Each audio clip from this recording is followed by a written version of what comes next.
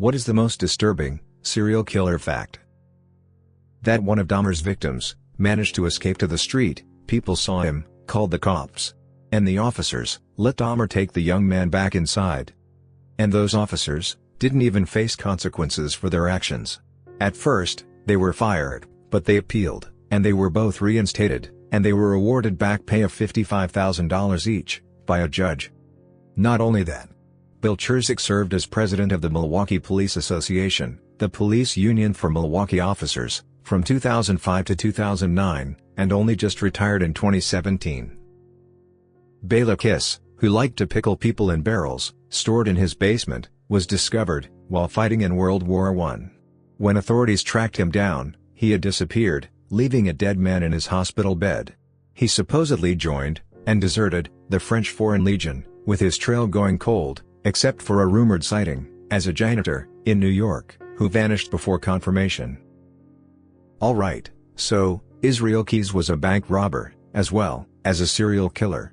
In one of the towns, where he robbed a bank, a construction worker went missing the day before. He was known to have long black hair. Keyes robbed the bank wearing the guy's hard hat, and what looked to be a long black wig, as a disguise. They asked Keyes where he bought the wig. Bought it? There's more than one way to get a wig. He scalped this dude, and used his hair as a disguise. He also had murder kits hidden all over the country, containing items like guns, ammo, zip ties, and Drano, sometimes hidden years in advance, before his murders. One of the most grotesque facts I read was Ted Bundy said that after he had killed his victims, for days he would go and revisit their corpse, and even perform sexual acts with their dead bodies until putrefaction of the dead body no longer allowed for him to do this. He also told the police that the Green River Killer was probably doing the same, and he was right. The Green River Killer was doing this, yes, and when police questioned him about it, he nonchalantly said it was to save money, because he didn't have to pay them for sex once they were dead. He killed mostly prostitutes.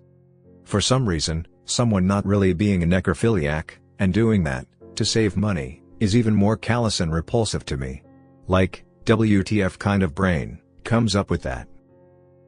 One of the most disturbing facts is that some serial killers have maintained normal lives and relationships while hiding their crimes, which can be chillingly deceptive.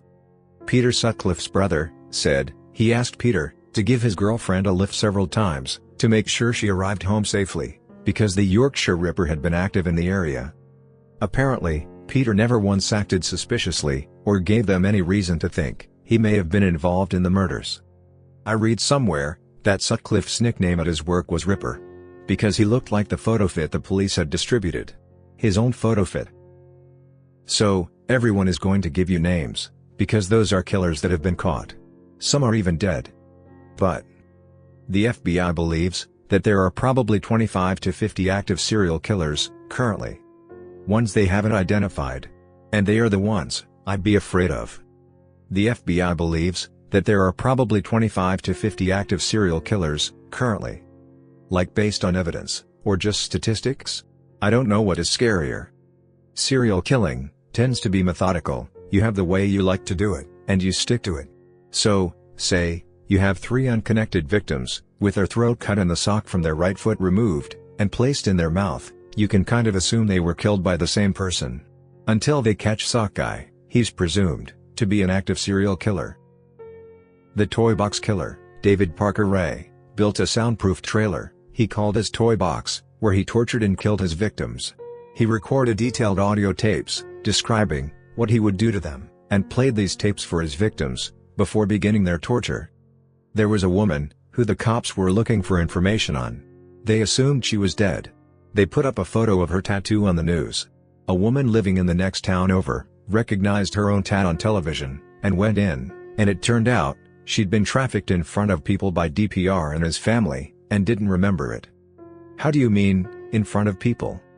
I mean, he had a whole group of people who used to come to his house and watch and participate in doing stuff to these women he would keep around, mostly teenage runaways, and he'd have sort of like sex parties, where the girls would be there, often on their knees, on the ground, without clothes, etc., while other people watched, or were allowed to lay hands on them.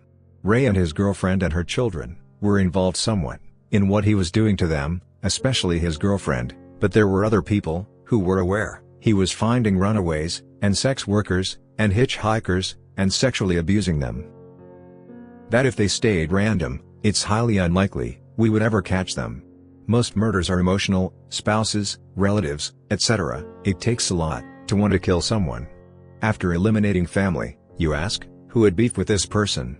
Once you get past that, things get really hard.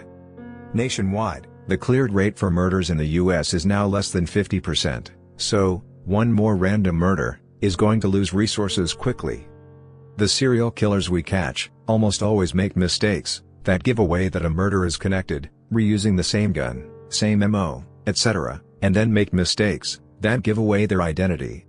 It's a near certainty that there is a smart serial killer in the country who is racking up bodies with almost no chance of being caught because they are staying random. There's a sad and unsettling account of an experience that was had by the father of Jane MacDonald, one of the victims of the infamous Yorkshire Ripper.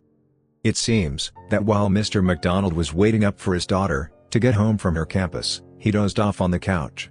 At one point, he later said, he sensed Jane quietly enter the living room, kiss him tenderly on his head, and go upstairs. He was later awoken by police knocking on his door to inform him that Jane's body had been found near her university. He was confused and swore blind at the time that there must be some mistake. The poor guy had to go and check her room and the rest of the house to realize she'd never actually made it home, after all. Fred West impregnated his younger sister, and that's why he was kicked out of Herefordshire, only to go kill a kid with his work van in Scotland.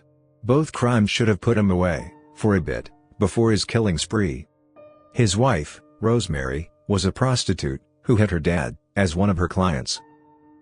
Paul Bernardo was interviewed by police for his vicious rapes in Scarborough, based on tips from people who knew him, and the fact that a composite sketch looked like an artist's sketch of him, exactly.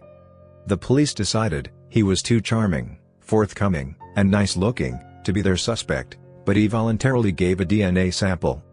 Later, when he and his bitch wife were abducting, raping, and murdering underage girls, he was again questioned by police, after several people, including his childhood best friend, tipped the police that he was likely the person they were looking for. Again, he was dismissed as a suspect, because a nice-looking young man, who is so charming and comfortable around police, couldn't possibly be a monster. When the DNA was finally analyzed, they couldn't write him off anymore. More like general theories than facts about serial killers that I've come across. There is a surge of serial killers in a generation that is born or raised during a war, possibly because conscripted fathers with untreated PTSD come back from deployment, and it creates a stressful, or neglectful, or abusive home environment. Or they are raised by single mothers who are stressed, or neglectful, or abusive, and develop a pathological hatred for women. I've seen the Vietnam War often used as an example to back up this theory. We are no longer in the golden age of traditional serial killers, because most of them become school shooters, or domestic terrorists instead. Alternatively, the golden age of serial killers never ended, but resources that had previously been used to study, or identify, or catch serial killers, have been diverted to preventing foreign and domestic terrorism, and there has never been a better time to be a serial killer. There are less serial killers because advancements in forensic science and forensic psychology mean we've gotten better at catching them after their first kill, slightly more positive. Alternatively, we may have gotten worse at catching them because the prevalence of true crime media teaches serial killers how to cover their tracks and diversify their kills to make serial homicides harder to link together.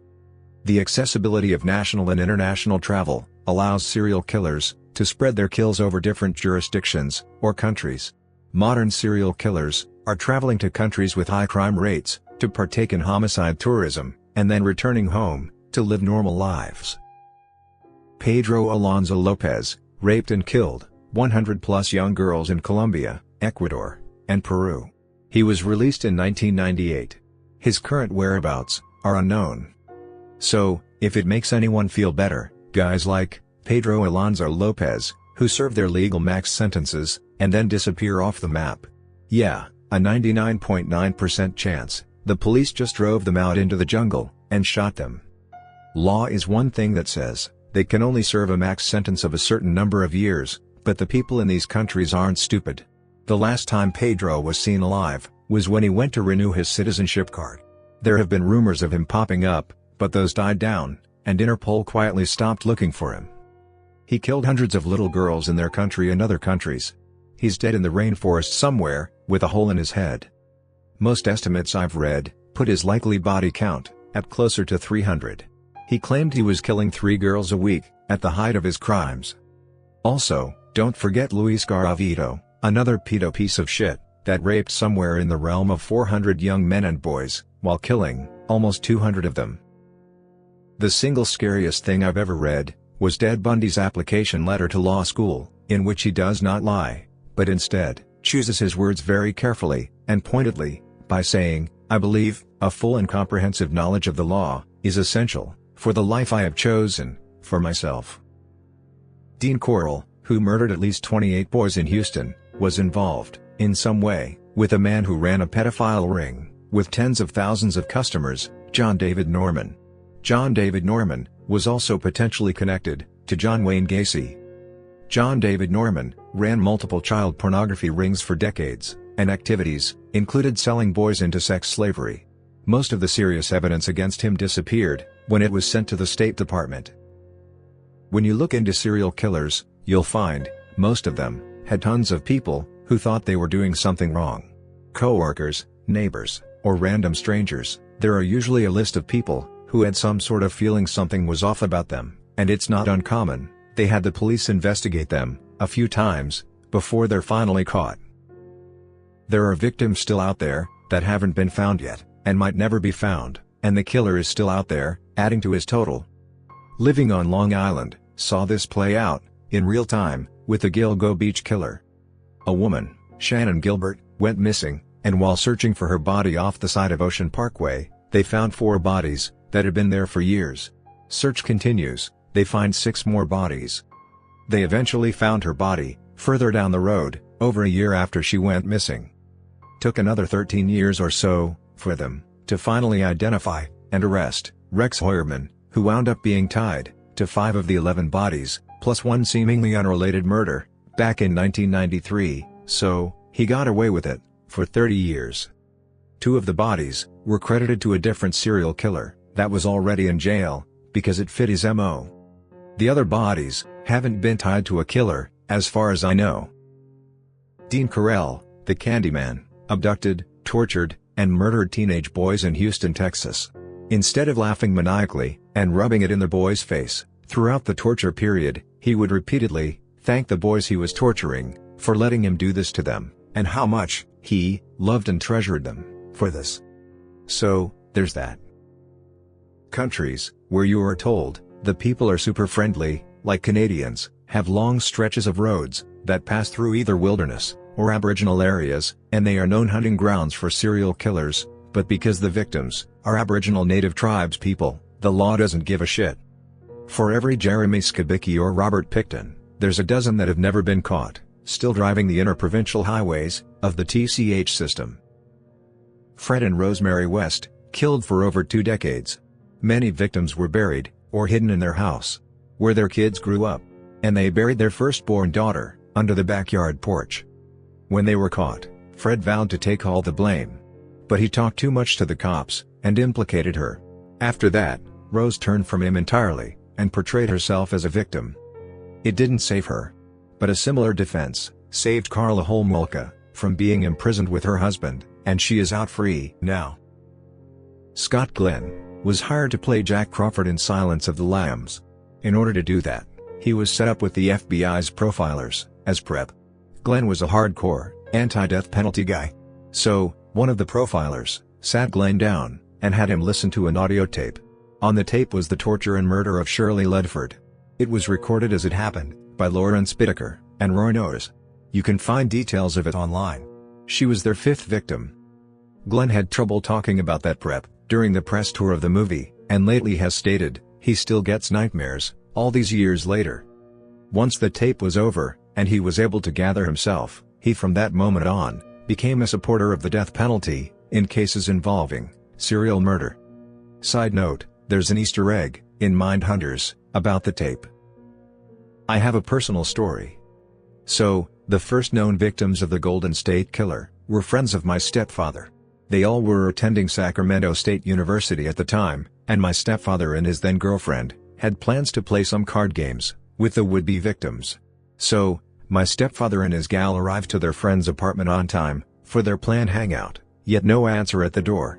They were perplexed as to why they'd have left the house when they had invited people over. They waited around for a while to see if maybe they were delayed on an errand or something. Kept knocking as well, assuming they'd taken a nap or whatever. After some time, they gave up on waiting and went home. As it turns out, they were either already dead, or I think it's possible that the Golden State Killer was even still in there with them when my stepfather and date were knocking and waiting outside. Had they got there earlier, perhaps it would have deterred the Golden State Killer, saving their lives. But the timing just didn't work out.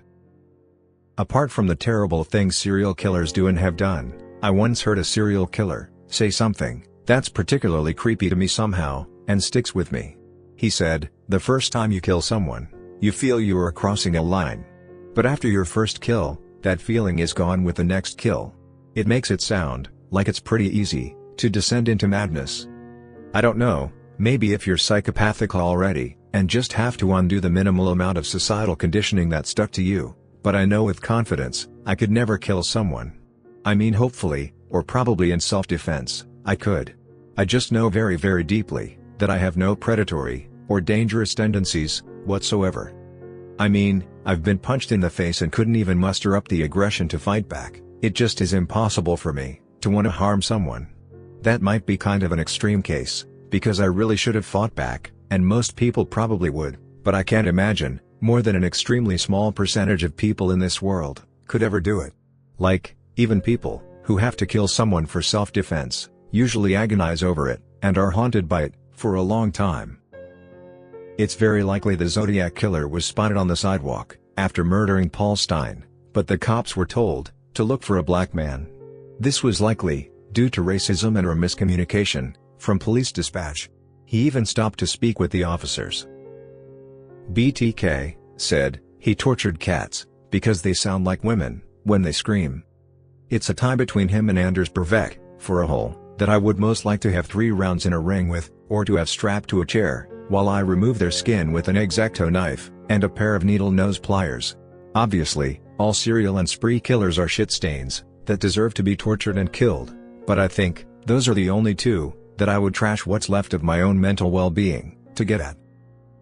Joe D'Angelo was relatively recently identified as the original Night Stalker and the Golden State Killer and Vice Alien Ransacker. He terrorized California for years. Eventually, part of his MO was to target couples, so he could debilitate the husband and rape the wife. He would hogtie the man and stack plates on him. While sexually assaulting the woman, D'Angelo would be attuned to the sound of plates falling and or crashing, so he'd know if the man was in the process of becoming a potential threat. These attacks often took obscene amounts of time, like hours, because he would take breaks from terrorizing the couple and doing horrible things to raid their refrigerator for snacks. D'Angelo had an unusually high level of patience when scouting potential victims.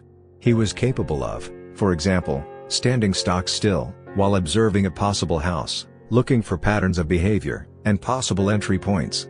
To the extent of him recognizing opportunities to enter the house and plant items that would be useful for a subsequent attack. If I remember correctly, he would know when he could enter the house unobstructed and unseen, and stash binding materials where he could easily grab them, but the tenants wouldn't necessarily notice them. The FBI agent, whose job it was to watch and annotate the Toy Box Killers videos they made of the victims, finished the job, then killed themselves. One of the detectives, who worked on the Toolbox Killers case, offed himself, as well, about 5 years later. He made it clear in his note that the case was at least one of the reasons why. Edit, I see, we're thinking of the same people, but they were the Toolbox Killers. They made audio tapes, not videos. The Toy Box Killer was David Parker Ray. Gilles de Rais was a French knight and lord, who notably fought alongside Joan of Arc during the 100 Years' War. He was appointed as Marshal of France, and was a hero for lifting the sieges at Ligny and Orleans. It turns out, he was luring around 40 young peasant boys to his castle, raping and murdering them, and then allegedly using their bodies in satanic rituals. He was garroted to death, and burned at the stake. He is the inspiration for the story of Bluebeard. The Night Stalker, Richard Ramirez, took a victim's eyeballs as a trophy, and would vomit on the floors of the crime scenes. He was also a chump, that avoided the rougher areas of LA, like East LA, and Boyle Heights, to commit his crimes. He had to drive through, and purposely pass those areas, from his apartment downtown, to the more suburban San Gabriel Valley, where he committed the bulk of his crimes. He also changed his method of killing, just often enough, that it kept the police off his tail. The only thing most killings had in common was, that the houses were broken into. How many murders in the greater Los Angeles and San Francisco areas, could he actually have committed, that were written off as random burglaries gone wrong, or incidents of domestic violence? Sure, they think there were around 15 murders done by him, but because his methods were varied, other serial killers may be prime suspects, when actually it was Ramirez, all along. Robert Pickton would murder prostitutes, feed the dead bodies to his pigs, and then butchered those pigs, and sold the meat to local stores and neighbors. It's speculated that human remains were processed with the meat, too, but the British Columbia health officials only made the info public years and years after he was jailed. Luis Garavito suspected 300-plus victims, but only 180, or 190 confirmed. He murdered mostly children in Venezuela and Colombia. I lived as a child in South America for a few years, and my parents drilled it into our heads, we're never to go outside alone. It wasn't the safest place to begin with, but this is how they scared the shit out of us. He received over 1,800 years in prison, and it eventually got reduced to 25, or something like that. A lot of angels of death weren't investigated properly, or at all, because the hospitals didn't want to get sued by the victims' families. It's terrifying to think that the person taking care of you, while you're sick, can just turn around and kill you, for their own twisted gratification. Even worse, a lot of them were reported by colleagues, who noticed that deaths on the ward would spike when a certain person was working, and the facilities ignored the complaints. It's unreal. One of the most disturbing facts about serial killers is how ordinary and unremarkable they can appear to others, often leading double lives that allow them to evade capture for long periods. For example, Dennis Rader, BTK killer. Rader was an active member of his community, a church president, and a family man, all while secretly carrying out a series of brutal murders over 3 decades. His ability to blend into society, maintaining a facade of normalcy, while committing heinous acts, is chilling. This duality is particularly disturbing, because it underscores the terrifying possibility that someone leading an outwardly normal life could be capable of unimaginable cruelty, making it difficult for others to recognize the danger. Many victims of the Kingsbury Run torso killer were never identified. There were casts, models, photos, descriptions, lots of information provided to the public. Most of these butcherings took place at the depth of the Great Depression. The killer rode the freight trains. So did his victims. He hung out in hobo jungles. So did his victims. Maybe not a serial killer, but family annihilator, John List. He sat his kids down, and asked if they wanted to be buried or cremated, but then wrote down the opposite of their wishes in his goodbye letter, presumably because cremation was cheaper.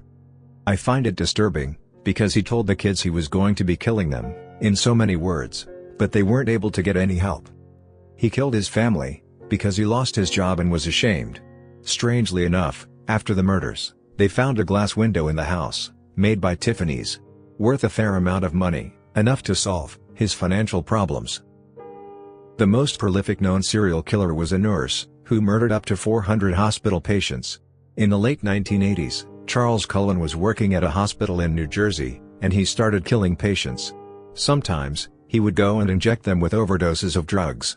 Other times, he would add the drugs to IV bags in the supply room, so a random patient would get the overdose at some later time. He was suspected many times at different hospitals. Some of his co-workers thought he was unsafe, and refused to work with him. At least one patient, before her death, identified him as the creepy male nurse, who snuck into the room, and injected me with something. Each time, hospital managers started to suspect him. They realized that if they called the police, they would immediately be sued by the families of everyone who died. So, they didn't call the police. Each time, they just fired him, and reported nothing. He would just move on, and get a job at a different hospital. He kept working as a nurse at various hospitals, and kept killing people, until 2003. After he was eventually caught, investigators found hard evidence of 29 murders, and he gave detailed confessions to a total of 40. But he is thought to have committed up to 400. The true number will never be known, because so much evidence was destroyed, or covered up by the hospitals. Gary Ridgway, the Green River Killer, after he was convicted, was interviewed by the FBI. He admitted that after he had killed and raped his victims, he would often go home and have dinner, or go to work and then would go back and have sex with the corpse later on. On one of these occasions, he had killed the victim the night before, and then went back the next night and had sex with the corpse, while his 7-year-old son was asleep in his truck. The FBI asked him, what would he have done if his son had woke up and saw him? He casually replied, "I would have killed him, of course."